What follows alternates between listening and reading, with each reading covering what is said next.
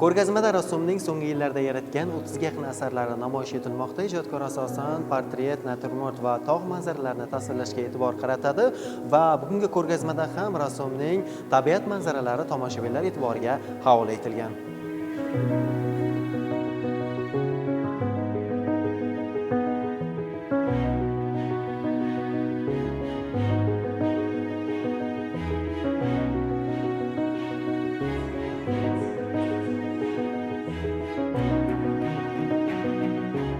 Galina Stepen 1946-yilda Mordoviya Respublikasining Saransk shahrida tug'ilgan.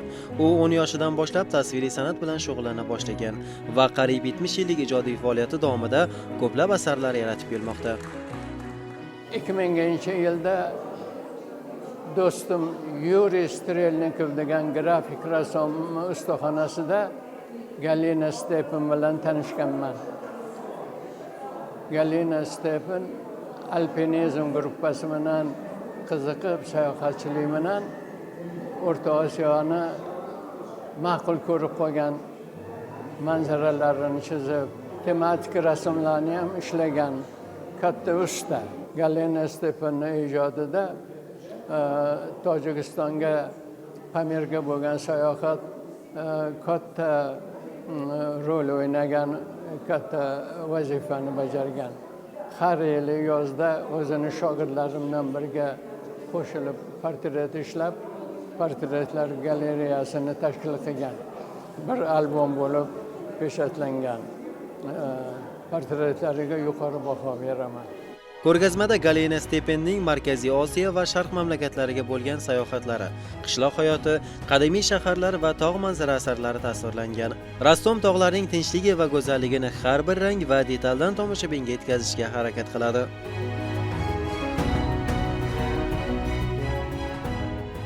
Альпиниста, причем моя подруга, она еще и была и художником. Mening tog'larga ishtiyoqim alpinistlar bilan uchrashuvdan boshlangan. O'zbekiston tarixida ilk bor Everest cho'qqisini zabt etgan o'sha insonlar meni ham ilk bor tog'larga olib chiqishgan edi. Biz Chimyon tizmalarida ko'p ijod qildik.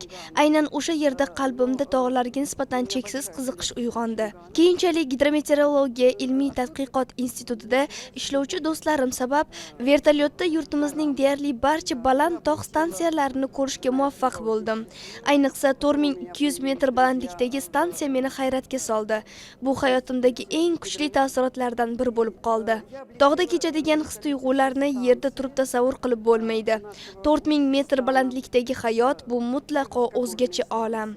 İlk ijodiy ishlarim Moksha yaylovlaridagi pichan o'rish manzaralariga bag'ishlangan edi. Aynan o'sha mavzu ijodiy yo'limni davom ettirishimga turtki berdi. Hozir ham shu yo'nalishni Pomir tog'lari misolida davom ettiryapman. Lekin rostini aytsam, O'zbekiston tog'lari men uchun eng go'zalidir. Ular meni doimo hayratga solaveradi. Pomir tog'lari qattiq va shafqatsiz, ammo O'zbekiston tog'larining may oyidagi betakror go'zalligini hech narsa bilan qiyoslab bo'lmaydi. Tog'lardagi sukunat ko'rgazmasi tomoshabinlarga tabiat go'zalligini his qilish imkonini beradi. Ranglar, tog' manzaralari va inson ruhining uyg'unligi orqali har birimiz o'z ichki tinchligimizni topa olamiz. Ko'rgazma 23-martga qadar davom etadi. Zokir Mo'minov, Islombek Abdunabiyov bugun dastur uchun.